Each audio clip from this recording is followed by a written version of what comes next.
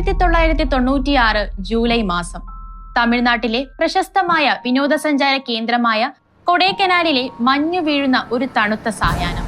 അവിടെയുള്ള ഒരു ടാക്സി സ്റ്റാൻഡിൽ യാത്രക്കാരെ കാത്തുകിടക്കുകയായിരുന്ന ഒരു ടാക്സി ഡ്രൈവറുടെ അടുത്തേക്ക് കൈകളിൽ വളരെ ഭാരമുള്ള 2 വലിയ സൂട്ട് കേസുകളുമായി ഒരു സ്ത്രീ നടന്നു വരുന്നു. ഒറ്റ നോട്ടത്തിൽ വലിയ തറവാട്ടിലെ വിദ്യാസമ്പന്നയായ ഒരു സ്ത്രീയെന്ന് തോന്നിക്കുന്ന പ്രകൃതം. അവർ ആ ഡ്രൈവറോട് ഒരു സഹായം ചോദിച്ചു.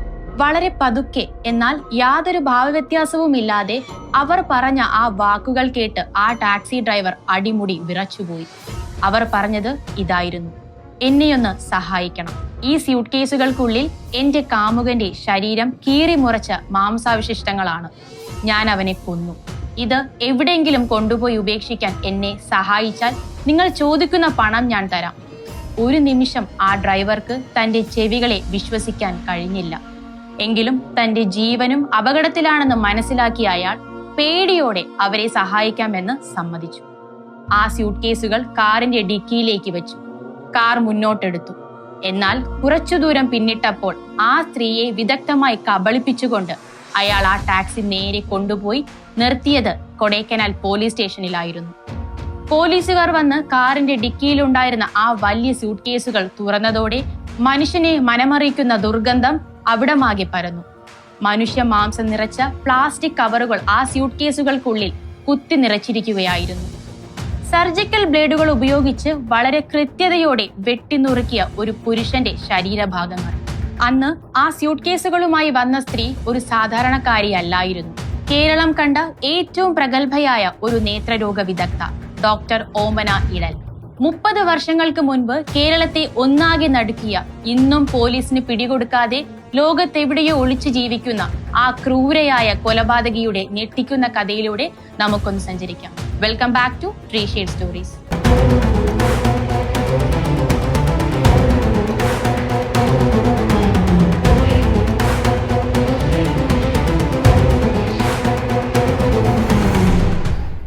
കണ്ണൂർ ജില്ലയിലെ പയ്യന്നൂരിൽ 1953 ഒരു സാധാരണ ഇടത്തരം കുടുംബത്തിലാണ് ഓമന ജനിക്കുന്നത്.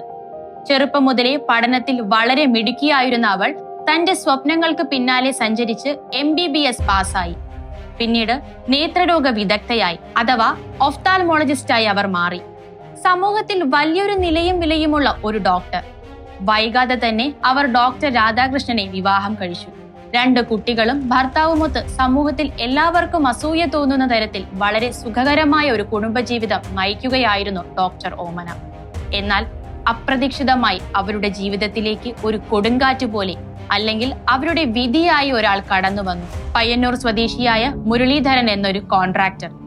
ഓമനയുടെയും ഭർത്താവിന്റെയും പുതിയ വീടിന്റെ അറ്റകുറ്റപ്പണികൾക്കും മറ്റുമായി അത് പുതുക്കി പണിയാൻ എത്തിയതായിരുന്നു മുരളീധരൻ. ഡോക്ടർ രാധാകൃഷ്ണൻ തന്റെ ആശുപത്രി കാര്യങ്ങളുടെ തിരക്കുകളിലായതുകൊണ്ട് വീടുപണിയുടെ മേൽനോട്ടം മുഴുവൻ വഹിച്ചിരുന്നത് ഓമനയായിരുന്നു. വീടുപണിയുമായി ബന്ധപ്പെട്ട കാര്യങ്ങൾ സംസാരിക്കാനായി അവർക്ക് ദിവസവും മുരളീധരനുമായി ബന്ധപ്പെടേണ്ടി വന്നു. ആ സംസാരങ്ങൾ പതിയെ ഒരു സൗഹൃദത്തിലേക്കും പിന്നീട് ആരും അറിയാത്ത ഒരു രഹസ്യ പ്രണയത്തിലേക്കും വഴിമാറി. ആ പ്രണയം ശാരീരിക ബന്ധങ്ങളിലേക്ക് കടക്കാൻ അധിക സമയം വേണ്ടി വന്നില്ല. താനൊരു ഭാര്യയാണെന്നും 2 കുട്ടികളുടെ അമ്മയാണെന്നുമുള്ള കാര്യം ഓമന മറന്നു. ഓമനയും മുരളീധരനും തമ്മിലുള്ള ബന്ധം അതിരുവിട്ടു വളർന്നതോടെ അവർ ഒരുമിച്ചുള്ള യാത്രകളും ഹോട്ടലുകളിലെ രഹസ്യ താമസങ്ങളും ആരംഭിച്ചു. ഭർത്താവിനെയും സമൂഹത്തെയും കബളിപ്പിച്ച് അവർ ആ ബന്ധം വളരെ നാളുകൾ മുന്നോട്ട് കൊണ്ടുപോയി. എന്നാൽ അതെല്ലാം മുരളീധരൻ ഒരുക്കിയ ഒരു വലിയ കെണിയായിരുന്നുവെന്ന് ഓമന തിരിച്ചറിയാൻ ഒരുപാട് വൈകിപ്പോയിരുന്നു. മുരളീധരന്റെ ലക്ഷ്യം ഓമനയോടുള്ള പ്രണയമായിരുന്നില്ല, മറിച്ച് ഒരു ഡോക്ടറായ അവരുടെ കയ്യിലുള്ള സമ്പത്തായിരുന്നു. അവൻ പതിയെ തന്റെ തനിനിറം പുറത്തെടുത്തു. ഓമനയിൽ നിന്നും അവൻ പണം ആവശ്യപ്പെടാൻ തുടങ്ങി. കാര്യങ്ങൾ തന്റെ കൈവിട്ടു പോകുന്നു എന്ന് മനസ്സിലായപ്പോൾ ഓമനയ്ക്ക് മുരളീധരന്റെ ബന്ധം വലിയൊരു ഭയമായി മാറി തുടങ്ങി. ഇതിനിടയിലാണ് ഓമന ആ വലിയ സത്യം അറിയുന്നത്. മുരളീധരൻ വിവാഹിതനാണെന്നും അയാൾക്ക് ഭാര്യയും കുട്ടികളും ഉണ്ടെന്നും. ഈ വിവരം അയാൾ ഓമനയിൽ നിന്നും മനഃപൂർവ്വം മറച്ചുവെക്കുകയായിരുന്നു. താൻ വഞ്ചിക്കപ്പെടുകയായിരുന്നുവെന്ന് അവർക്ക് മനസ്സിലായി. ഈ കാര്യങ്ങൾ പറഞ്ഞ് മുരളീധരനുമായുള്ള ബന്ധം എന്നേക്കുമായി അവസാനിപ്പിക്കാൻ ഓമന ശ്രമിച്ചു. പക്ഷേ തന്റെ പണം കറന്നെടുക്കുന്ന ആ വലിയ സ്രോതസ് ഇല്ലാതാക്കാൻ മുരളീധരൻ തയ്യാറായിരുന്നില്ല. അവൻ പിന്മാറാൻ കൂട്ടാക്കിയില്ല. അയാൾ ഭീഷണിയുടെ സ്വരം പുറത്തെടുത്തു. തനിക്ക് പണം തന്നില്ലെങ്കിൽ തങ്ങൾ തമ്മിലുള്ള രഹസ്യ ബന്ധവും ചിത്രങ്ങളും ഓമനയുടെ ഭർത്താവിനെയും സമൂഹത്തെയും അറിയിക്കുമെന്ന് അവൻ ഭീഷണിപ്പെടുത്തി. ഭയന്നുപോയ ഓമന അയാൾ ചോദിക്കുന്ന പണം നൽകിക്കൊണ്ടിരുന്നു. അവനിൽ നിന്നും എങ്ങനെയെങ്കിലും രക്ഷപ്പെടാൻ വേണ്ടി ഒരിക്കൽ ആമിന ബിന്തി അറബ്ദുല എന്ന വ്യാജ പേരിൽ അവർ ഒരു കള്ള പാസ്പോർട്ട് ഉണ്ടാക്കുകയും ആരും അറിയാതെ മലേഷ്യയിലേക്ക് കടക്കാൻ ശ്രമിക്കുകയും ചെയ്തു. എന്നാൽ അവിടെ വെച്ചും മുരളീധരൻ ഓമനയെ പിന്തുടരുകയും ശല്യം ചെയ്യുകയും ചെയ്തു. തന്റെ കുടുംബജീവിതം തകരുമെന്ന ഭയവും മുരളീധരന്റെ ഒരിക്കലും അവസാനിക്കാത്ത പണത്തോടുള്ള ആർത്തിയും ബ്ലാക്ക്മെയിലിംഗും ഓമനയെ മാനസികമായി തളർത്തി. ഉറക്കമില്ലാത്ത രാത്രികൾക്കൊടുവിൽ സകല നിയന്ത്രണങ്ങളും നഷ്ടപ്പെട്ട ആ ഡോക്ടറുടെ തലയിൽ പൈശാചികമായ ഒരു ചിന്ത ജനിച്ചു. മുരളീധരനെ ഇല്ലാതാക്കുകയല്ലാതെ തന്റെ മുന്നിൽ വേറെ യാതൊരു മാർഗവുമില്ലെന്ന് അവർ ഉറപ്പിച്ചു. ഒരാളെ കൊന്നാൽ അത് എങ്ങനെ പിടിക്കപ്പെടാതിരിക്കാമെന്ന് ഒരു ഡോക്ടറായ അവർക്ക് നന്നായി അറിയാമായിരുന്നു. അങ്ങനെ 1996 ജൂലൈ മാസം 6-ാം തീയതി ഓമന തന്റെ ആ വലിയ പദ്ധതി നടപ്പിലാക്കാൻ തീരുമാനിച്ചു. ഡൽഹിയിൽ ഒരു പ്രധാനപ്പെട്ട മീറ്റിംഗ് ഉണ്ടെന്ന് സ്വന്തം സഹോദരനോട് കള്ളം പറഞ്ഞ് അവർ വീട്ടിൽ നിന്നിറങ്ങി.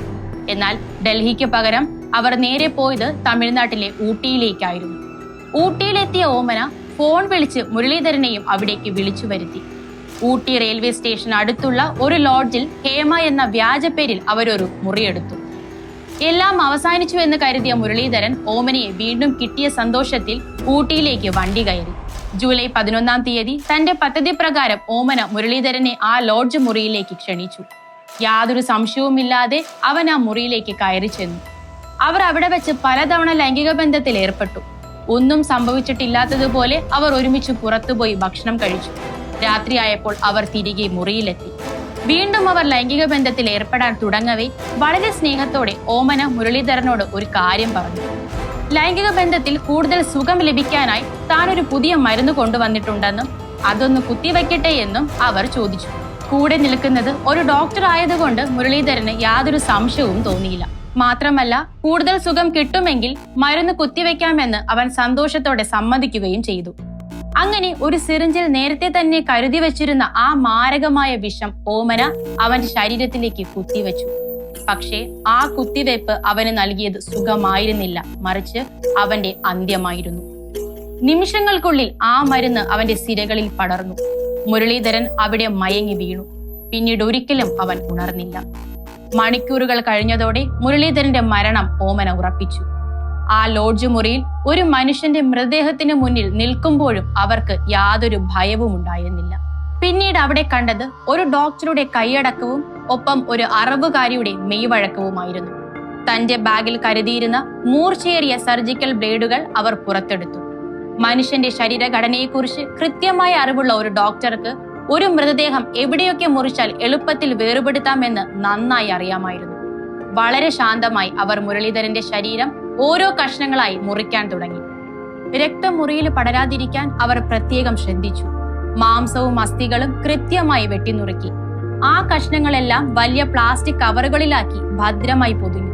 ആ കവറുകൾ അവർ കരുതിയിരുന്ന 2 വലിയ സ്യൂട്ട് കേസുകൾക്കുള്ളിലാക്കി പൂട്ടിവെച്ചു. മുറിയിലെ രക്തക്കറകൾ മുഴുവൻ ഒരു തെളിവും ബാക്കി വയ്ക്കാതെ അവർ കഴുകി വൃത്തിയാക്കി. ആ മുറിയിൽ വെച്ച് അങ്ങനെയൊരു കൊടും ക്രൂരത നടന്നുവെന്ന് കണ്ടാൽ ആരും പറയില്ലായിരുന്നു. പിറ്റേ ദിവസം ആ സ്യൂട്ട് കേസുകളുമായി അവർ അവിടെ നിന്നും ഇറങ്ങി. ഊട്ടിയിൽ ആ മൃതദേഹം ഉപേക്ഷിക്കുന്നത് സുരക്ഷിതമല്ല എന്ന് മനസ്സിലാക്കിയ അവർ അവിടെ നിന്നും ഒരു വാഹനം വിളിച്ച് നേരെ പോയത് കൊടൈക്കനാലിലേക്കായിരുന്നു. കൊടൈക്കനാലിലെ വലിയ മലഞ്ചെരിവുകളിലോ കാട്ടിലോ ആരും കാണാതെ ആ സ്യൂട്ട് കേസുകൾ ഉപേക്ഷിക്കുക എന്നതായിരുന്നു അവരുടെ ലക്ഷ്യം. അങ്ങനെയാണ് കൊടൈക്കനാലിലെ ആ ടാക്സി ഡ്രൈവറുടെ മുൻപിലേക്ക് അവർ ചെന്നുപെടുന്നത്. ഒറ്റയ്ക്ക് ആ ഭാരമുള്ള സ്യൂട്ട് കേസുകൾ കാട്ടിലേക്ക് കൊണ്ടുപോകാൻ കഴിയില്ല എന്ന് മനസ്സിലാക്കിയ അവർ പണത്തിന്റെ പ്രലോഭനം നൽകി ആ ഡ്രൈവറെ വശത്താക്കാൻ നോക്കി.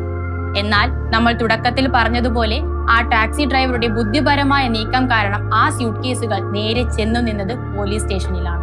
സ്യൂട്ട് കേസുകൾ തുറന്ന പോലീസുകാർ ആ കാഴ്ച കണ്ട് ശരിക്കും ഞെട്ടിത്തരിച്ചുപോയി. വളരെ മാന്യയായ ഒരു ഡോക്ടർ സ്വന്തം കാമുകനെ വെട്ടിനുറക്കി സൂട്ട് കേസിലാക്കി കൊണ്ടുവന്നിരിക്കുന്നു. യാതൊരു കുറ്റബോധവുമില്ലാതെ കൂസലില്ലാതെ നിൽക്കുന്ന ഓമനയെ പോലീസ് അറസ്റ്റ് ചെയ്തു. ഈ വാർത്ത പുറത്തു വന്നതോടെ കേരളം അക്ഷരാർത്ഥത്തിൽ സ്തംഭിച്ചുപോയി. ഒരു സ്ത്രീ, അതും ജീവൻ രക്ഷിക്കേണ്ട ഒരു ഡോക്ടർ, ഇത്രയും പൈശാചികമായി ഒരാളെ കൊന്ന് കഷ്ണങ്ങളാക്കി എന്ന് വിശ്വസിക്കാൻ പലർക്കും കഴിഞ്ഞില്ല. താൻ തന്നെയാണ് മുരളീധരനെ കൊന്നതെന്ന് ഓമന പോലീസിനോട് സമ്മതിച്ചു. പണത്തോടുള്ള അയാളുടെ ആർത്തിയും തന്നെ ബ്ലാക്ക്മെയിൽ ചെയ്തതുമാണ് കൊലപാതകത്തിലേക്ക് നയിച്ചതെന്നും അവർ പറഞ്ഞു. ഓമനയെ കോടതി റിമാൻഡ് ചെയ്തു. വർഷങ്ങളോളം അവർ തമിഴ്നാട്ടിലെ ജയിലിൽ വിചാരണ തടവുകാരിയായി കഴിഞ്ഞു. ഇതിനിടയിൽ അവരുടെ കുടുംബജീവിതം പൂർണ്ണമായും തകർന്നു. ഡോക്ടർ രാധാകൃഷ്ണൻ അവരുമായുള്ള ബന്ധം വേർപെടുത്തി.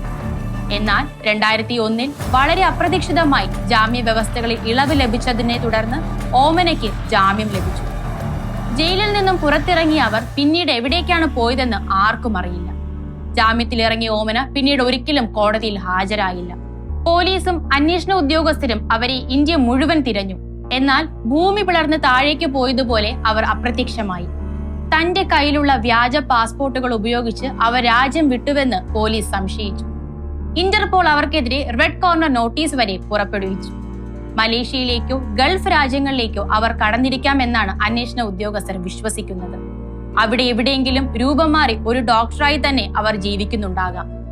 1996 നടന്ന ആ കൊലപാതകത്തിന് ശേഷം വർഷങ്ങൾ പലതു കഴിഞ്ഞു.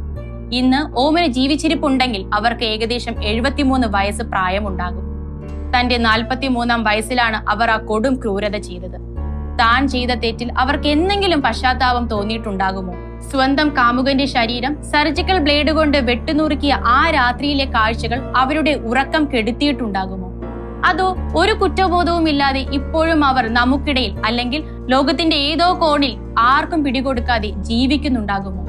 പോലീസിനും നിയമ സംവിധാനങ്ങൾക്കും ഇന്നും ഒരു ഉത്തരമില്ലാത്ത ചോദ്യമാണത്. വിദ്യാഭ്യാസവും പണവും സമൂഹത്തിലെ ഉന്നതമായ സ്ഥാനങ്ങളും ഒരാളുടെ സ്വഭാവത്തെയോ ചിന്തകളെയോ നന്നാക്കണമെന്നില്ല എന്ന് ഡോക്ടർ ഓമനയുടെ ജീവിതം നമ്മെ ഓർമ്മിപ്പിക്കുന്നു. സ്വന്തം തെറ്റുകൾ മറച്ചുവെക്കാൻ അതിലും വലിയൊരു തെറ്റിലേക്ക് ഇറങ്ങിത്തിരിച്ച അവർ ഇന്ന് ജീവിച്ചിരിപ്പുണ്ടെങ്കിൽ തന്നെ ആ ജീവിതം ഒരു നരകം തന്നെ ആയിരിക്കില്ലേ? ഈ കേസിനെ കുറിച്ച് നിങ്ങളുടെ അഭിപ്രായങ്ങൾ എന്താണ്? എവിടെയായിരിക്കും ഇപ്പോൾ ഡോക്ടർ ഓമന? നിങ്ങളുടെ ചിന്തകൾ താഴെ കമന്റ് ചെയ്യുക. ഈ വീഡിയോ നിങ്ങൾക്ക് ഇഷ്ടപ്പെട്ടെങ്കിൽ ലൈക്ക് ചെയ്യാനും ഷെയർ ചെയ്യാനും മറക്കരുത്.